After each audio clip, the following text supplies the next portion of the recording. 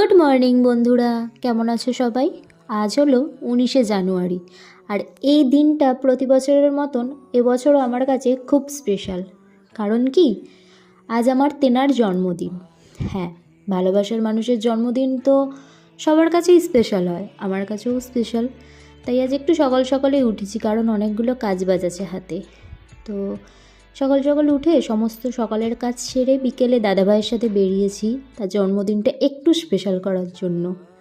আর এখানে প্রথমেই গ্রসারি স্টোরে এসেছিলাম, আমার কিছু দরকারি জিনিস কেনার ছিল। তারপর একটা কেকের দোকানে গেলাম। লোকাল ব্র্যান্ডেড জিনিস দিয়ে আমি ভালোবাসার মূল্য করি না।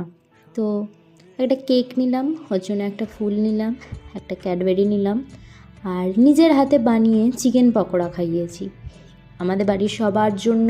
ও এসেছিলো, ওদের বাড়ির জন্যও পাঠিয়ে দিয়েছি। চলো আজকের ভিডিওটা এই পর্যন্ত।